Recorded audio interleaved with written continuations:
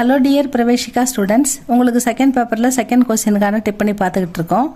அதில் நம்ம வந்து பக்காசூர் பார்த்தோம், அடுத்தது ராம் பார்த்தோம், இப்போ அடுத்தது துர்கா தாஸ் இது பார்க்க போகிறோம். இதோட இது முடியுது ஸ்டூடெண்ட்ஸ். இவ்வளோ தான். இந்த மூணுத்துலேருந்து உங்களுக்கு கண்டிப்பாக ஒன்று வந்துடும், படிச்சுக்கோங்க. இப்போ இது பேஜ் நம்பர் உங்களுடைய செகண்ட் புக்கில் 59, பேஜ் நம்பர் 59 இருக்குது பாருங்கள். துர்கா தாஸ். இதில் துர்காதாஸ் மார்வாடுக்கே சேனாபதிக, மார்வாடுடைய சேனாபதியாக இருக்கிறாரு துர்காதாஸ். அத்தியந்த யோகிய ஏவம் பகாதுர்க, அவர் அளவிட முடியாத வீரன், நல்ல சிறந்த வீரன். யோகியனா சிறந்த வீரன், ஏவம் பகாதுர் சிறந்த புத்திசாலி, அப்படி நல்ல புத்திசாலியான நேர்மையான ஒரு வீரன் அப்படின்னு சொல்கிறாங்க. அப்படியே தேஷ்கேலியை தன்னுடைய தேசத்தை காப்பதற்காக, தன்னுடைய தேசத்திற்காக சப்பு குச்சி எல்லாமே எதுவாக இருந்தாலும் வீரக்குணம் சமர்ப்பித்துக்காருனே சதா தயாராகத்தாக, சதா சர்வகாலமும் தன் நாட்டுக்காக உயிரையும் கொடுக்க தயாராக இருக்கிற ஒரு சிறந்த வீரன் துர்காதாஸ். வகு முகலோங்கோ மேவாடு சே, அதாவது முகலோம் அவர் முகலாயர்களை மேவாடிலேருந்து நிக்கால்கர் துரத்துறதுக்காக மேவாடில் அவங்க அட்டாக் பண்ணி ஆக்கிரமிப்பு பண்ண பார்க்குறாங்க முகலாயர்கள். அதனால் அவங்கள மேவாடிலேருந்து வெளியேற்றுறதுக்காக அவுரங்கஜீப்க்கு அவுரங்கஜீப்புடைய பேகம் அவருடைய மனைவியை கைது கற்கே லே ஆத்தாக.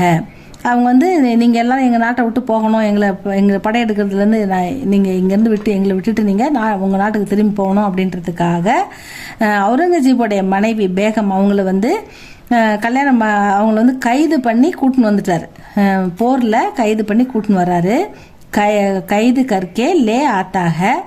மகான் வீர் ஹோனே பர்பி, அவர் சிறந்த வீரராக இருந்தாலும் சதா அப்னே ராஜா கி ஆக்ஞாக்கா அனுபாலன் கர்த்தாக, சதா சர்வ காலமும் ஆல்வேஸ் எப்பவுமே அப்படின்னு அர்த்தம். ராஜாவுடைய ஆக்ஞான கட்டளை, ராஜாவுடைய கட்டளையை அனுபாலன் அதை நிறைவேற்றுறது தான் அவருடைய வேலை. அதை உடனே ராஜாவுடைய கட்டளை கீழ்ப்படிந்து அதை நிறைவேற்றுறது தன்னுடைய தலையாய கடமையாக இவர் கொண்டிருக்காரு. ககத்தாக அவர் சொல்கிறாரு, மை கேவல் சேனாபதிக்கும், நான் வெறும் சேனாதிபதி மட்டும்தான். கேவல்னா ஒன்லி, மட்டும் அப்படின்னு அர்த்தம். சேனாபதி, நான் சேனாதிபதி மட்டும்தான். யுத்தமே போரில் சத்ருக்கே எதிரிகளை, பேஜ் திருப்புங்க ஸ்டூடெண்ட்ஸ், ஜஸ்ட் 1 லைன் தான் இருக்குது பாருங்கள் பேஜ் நம்பர் 60ல்.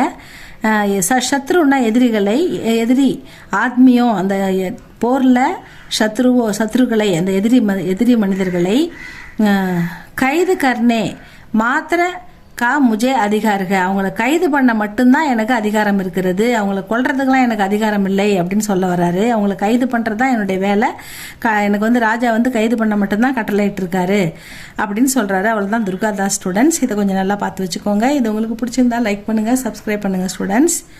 தேங்க்யூ ஃபார் வாட்சிங்.